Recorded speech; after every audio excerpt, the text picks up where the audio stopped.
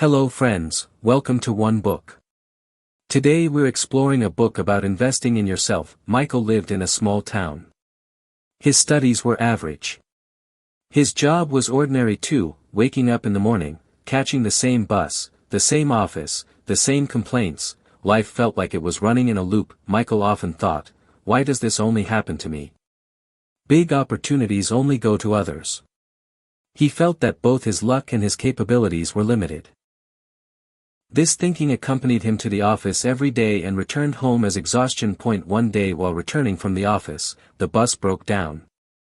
Everyone was standing there. Michael sat down at a nearby tea shop. At the shop, there was an elderly man who was reading a book very peacefully. Michael casually asked, "Uncle, you still keep reading at this age?" The uncle smiled and said, "Son, the body grows old, not the mind. If the mind doesn't get new food daily, it also gets tired." This statement stuck in Michael's mind. For the next several days, Michael kept thinking about that same statement. That he realized that he paid a lot of attention to external things, mobile phone, clothes, salary, but never paid attention to what was happening inside him. Most of the time in his mind, thoughts like fear, complaints, and "I can't do it," kept circulating. Gradually, he began understanding that perhaps his life appeared the way it did because his internal thinking was also like that. One evening, Michael made a decision that he would do something different. That he didn't make a huge plan. He just decided that he would learn something new for 20 minutes every day and tell himself at least once daily, "I can learn." Initially, it felt strange. The mind kept saying repeatedly, "What will this accomplish?" But Michael started ignoring that voice. After a few weeks, the difference started becoming visible. It was the same office, the same work, but Michael's perspective was changing. Now he began seeing problems not as burdens but as opportunities to learn. Where he used to stay quiet before, he now started giving ideas. The fear inside him was gradually decreasing. That he began understanding that his limits weren't lines drawn in stone, rather, his thinking had made them appear that way. One day, the manager said to Michael, "You've changed quite a bit from before." That day, Michael realized for the first time that real change had started from inside, not outside. That he hadn't performed any magic. He had simply started investing in his thinking, good thoughts, new learning, and self-confidence. Michael now knew that just as we invest money and time in external things, similarly, if we put the right thinking into our minds, life starts upgrading automatically. When the internal world becomes bigger, the external world also starts expanding on its own. This is the real mindset upgrade. Change in thinking had come to Michael's life. Now he started looking at things with a different perspective. He became more engaged in work. His mind felt sharper than before, but during this time, a new problem gradually started appearing. Continuously sitting and working, watching mobile late into the night, and eating outside food. All this started showing effects on his body. Fatigue would come quickly. His head would feel heavy most of the time, and upon waking in the morning, he would feel like not going to the office. One day, suddenly during a presentation at the office, Michael felt dizzy. Everything became blurry for a few moments. Colleagues brought him to a chair and made him sit. When he went to the doctor, the report wasn't too bad. But the doctor clearly said, money and mind both are useful for work. But if the body doesn't cooperate, everything becomes useless. This line went deep into Michael's heart. That night, Michael couldn't sleep for a long time. He realized that he had upgraded his mindset but completely ignored his body. He started thinking. If tomorrow he had lots of money, a big position, but his body wasn't well, what use would all that be? He wouldn't even be able to live his dreams. From the next day, Michael took another small step. No heavy exercise, he just started walking for 15 minutes in the morning. Instead of eating outside, he began eating simple home-cooked food. He tried sleeping early at night by putting away his mobile phone. Initially, he didn't feel like it. The body felt heavy, laziness would come. But Michael had now learned that right things don't always feel easy. Within just a few days, he started feeling the difference. In the morning while waking up, his head felt lighter. Attention at the office started lasting longer. Where previously it would take hours to make one decision, now those same decisions became quicker and clearer. He began understanding that when the body is well, the mind automatically runs faster. Just like when a vehicle has good fuel, the engine also runs better. One evening while walking in the park, he saw the same tea shop uncle again. Michael said with a smile, "Uncle, you were right. Along with the mind, taking care of the body is also necessary." The uncle laughed and said, "Absolutely, son. Health is the real wealth. Everything else stands upon that." Michael now knew that earning money, moving forward, dreaming big, all this is only possible when the body cooperates. Health isn't a separate thing, rather, it's the foundation on which all success rests.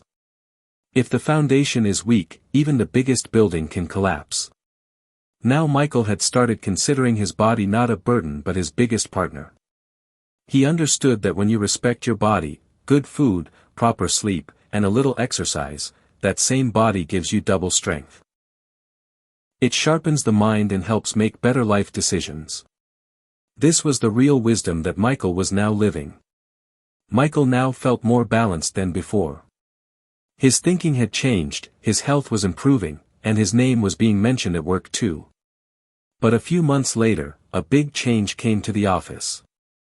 The company decided to bring in new technology and new software. In the meeting, the manager said, "Now we have to work on new tools. Those who learn quickly will move ahead." Hearing this, Michael's heart sank a little. While returning home, he was experiencing a strange nervousness. He realized that the work he had been doing for years was no longer enough. Some new young people had come to the office who, despite less experience, were quite fast with new tools and digital things. Michael started thinking, "I've worked so much on myself. Then why am I still falling behind?" That same night, his laptop started asking for an update. The screen said, "Software update required." Michael laughed, but at that very moment, he understood a deep point. He thought, if I don't update my laptop for years, how will it run new software? Then why do I expect from myself that without learning new skills, I'll always stay ahead? From the next day, Michael made another small decision. This time he decided that he would learn at least one new skill every year. Initially, he chose public speaking because he was still afraid of speaking in meetings. YouTube videos, free online courses, and a little daily practice, that was his entire plan. In the beginning, his voice would shake. Words would get stuck. But Michael didn't give up. Gradually, change started becoming visible. Now he wouldn't sit quietly in meetings. He started presenting his ideas in a clear manner. Managers also started noticing. After that, he started learning a digital skill related to his work. Things that previously seemed difficult to him were now becoming his strength. One day, he met the same tea shop uncle again. Michael told him the story of office changes and his learning journey. The uncle smiled and said, "Son, the world is changing very fast. Whoever doesn't update themselves gradually becomes outdated. Skills are also like software. Timely updates are necessary." Now it was becoming clear to Michael that hard work isn't just the name of doing more work, rather, it's the name of learning the right things. Old skills had brought him this far. But to move forward, new skills were necessary. When he developed the habit of learning, fear decreased.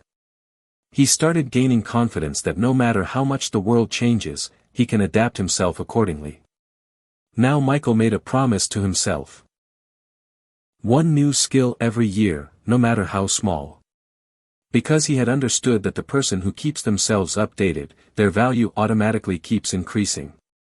Just as new software makes even an old computer new again, similarly new skills make a person relevant again. After learning new skills, Michael's confidence had increased. His identity at the office was changing. People now started seeking his advice. But there was one thing that started making him feel heavy inside again. In the evening, he would sit with his old friends where every conversation started with complaints and ended with speaking ill of others. Someone would say, "Nothing can happen in this country." Someone would say, hard work has no benefit. Michael would stay quiet, but those words were starting to affect his mind. After a few weeks, Michael noticed that on days when he spent more time with friends, his mind remained sluggish on those days. New ideas wouldn't come. He wouldn't feel like learning. Whereas at the office, when he worked with people who wanted to move forward, being with them gave him a different kind of energy. He began understanding that not just skills, but company also makes or breaks a person. One Sunday, Michael was sitting in his room thinking about his life. He took out a paper and wrote the names of the 5 people with whom he spent the most time. As soon as he wrote the names, he felt shocked. Most people were those who had given up even before dreaming. Michael asked himself, if I remain among these same thoughts every day, how far will my thinking be able to go? That same evening, he met an old colleague who was now in a good position at a new company. During conversation, he told Michael that he spends time with people who know more than him and dream bigger. He said, being among them, I also developed the habit of thinking big. This statement settled in Michael's heart. Michael didn't break any relationships, but he changed his priorities. Now he started spending more time only with those people from whom he could learn something. He joined online communities, connected with learning-oriented people and started sitting near positive-thinking people at the office. Gradually, his conversations also started changing. Now instead of complaints, there were ideas. Within just some time, the difference became clearly visible. Michael's perspective became even bigger. Things that previously seemed impossible now started being discussed. He understood that as much as a person changes themselves, their environment also starts changing that much. Wrong company gradually pulls you down, whereas the right people lift you up without exerting force. One day while walking in the park, he met the same tea shop uncle again. Michael said with a smile, "Uncle, now I understand that people also shape us." The uncle nodded and said, "Son, a person becomes the average of the 5 people they spend the most time with. If you want to fly, you have to stay among those who fly." Michael now knew that to move forward, just hard work, health, and skills aren't enough. The right people are also necessary. Because when you remain among those who dream big, their energy also gives you the strength to think big. This became the next big lesson of his life. Michael's life had now changed quite a bit from the outside. His thinking was clear, health was better, skills were increasing, and surrounding people were also positive. But still, he felt that he didn't even realize when the day passed. At night while sleeping, he would often think, "Today I was busy the whole day, yet what exactly did I accomplish?" This question started troubling him internally. One evening after returning from the office, he lay down on the bed exhausted and picked up his mobile. He had thought of watching social media for just 5 minutes. But he didn't even realize when an hour passed. When he closed the mobile, neither did his mind get peace nor any learning. Just a strange feeling of emptiness remained. At that very moment, he remembered that when he reads something or learns something new, despite fatigue, his mind remains light.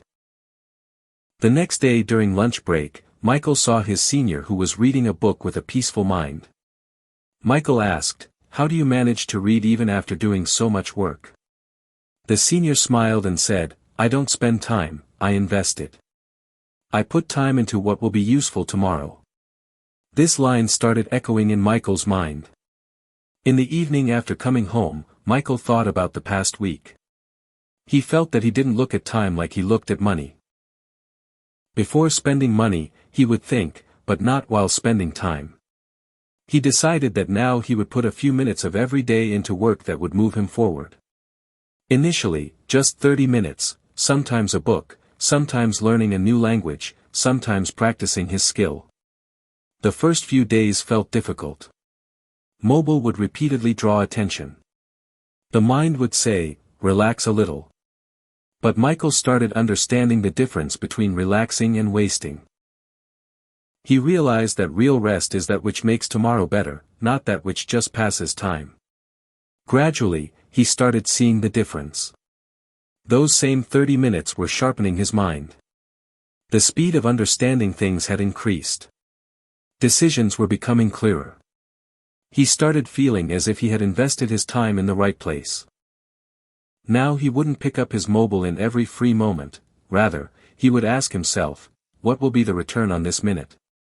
One Sunday, Michael was sitting in the park thinking about his entire journey. Mindset, health, skills, people, everything had connected together. Right then, he felt that the real engine of all these is time. If time isn't applied in the right place, everything else will remain incomplete. At that very moment, the same tea shop uncle passed by nearby. Michael said with a laugh, "Uncle, now I understand that time is the most expensive thing." The uncle said, "Son, people who spend time always complain. People who invest time move ahead." Michael now saw every day like an account. Every minute was like a coin. Some coins went into rest, some into learning. But now he made sure that most coins went into tasks that would make him a better person. Because he now knew that successful people don't kill time, they invest time. And that same difference changes the entire life. Michael now understood his life much more than before. Thinking, health, skills, people, and time, everything was gradually falling into place. But one thing still stopped him internally. Whenever an opportunity came to take a new step, a voice would echo in his mind, "What will people say?" Sometimes fear would come that if he failed. Sometimes he would feel he would become a joke. This fear wasn't visible, but it would stand like a wall before every big decision. One day at the office, Michael got a big opportunity. The company was looking for a lead for a new project. The manager mentioned Michael's name. This was the opportunity he had been waiting for. But along with happiness, fear also came. Questions started circulating in his mind. What if I can't handle it? What if I make a mistake in front of everyone? That night, Michael sat for a long time. Despite having everything, he was afraid to move forward. The next morning, he went to the park to calm his mind. There, for the last time, he met the same tea shop uncle. Michael told him his confusion. The uncle listened carefully and said, "Son, running from fear is the most expensive deal. Whoever fights fear makes the real investment in themselves." This statement went deep into Michael's heart. For the first time, Michael saw his fear not as an enemy but as a signal. He understood that where there is fear, there his next growth is hidden. He told himself, "If I don't move forward today, I'll always keep thinking, I wish I had tried." That same day, he accepted the responsibility of project lead. The beginning wasn't easy. Hands would shake in meetings. Fear would come while making decisions. Some mistakes also happened. Some people also talked. But every time, moving forward despite fear, Michael was getting something new, self-confidence. He felt that fear doesn't end, but one can learn to become bigger than it. Gradually, he started doing those same tasks he used to fear before. Talking to people, expressing his opinion, admitting mistakes, everything started becoming easy. He felt as if a new person was forming inside him. After every fear, a new layer would add to his personality. A few months later, the project was successful. Michael received appreciation. But more than that, he gained confidence in himself. Now it didn't matter to him what people would say, because he knew that people will say something anyway, whether you stop or move forward. One evening while returning from the office, Michael was smiling. He realized that the last lesson of his entire journey was this: investing in fear. He had understood that life stops at the place of comfort, and life changes at the place of fear. Michael now knew that he had completed his story. The story of a person who gradually broke the limits inside himself. And now he was not only doing better but also wasn't afraid of becoming better. This was his biggest victory. The journey from an ordinary employee to someone who truly invested in himself. In his mindset, his health, his skills, the right people, his time, and most importantly, in overcoming his fears. Michael had discovered that the best investment anyone can make isn't in stocks or property, it's in themselves. When you upgrade your internal world, your external reality transforms automatically. The tea shop uncle's wisdom had sparked something, but Michael's consistent small steps. 20 minutes of learning, 15 minutes of walking, choosing the right company, investing time wisely, and facing fears, these were the real investments that compounded into a completely transformed life. He looked back at where he started, a person stuck in a loop, blaming circumstances, feeling limited. And now, confident, healthy, skilled, surrounded by positive people, making the most of his time, and no longer paralyzed by fear. The difference? He started seeing himself as his most valuable asset and began investing accordingly. This is the power of investing in yourself. Not someday, not when conditions are perfect, but starting small, today, with whatever you have. Because the person who invests in themselves never stays the same. They grow, they evolve, and they create a life they once only imagined.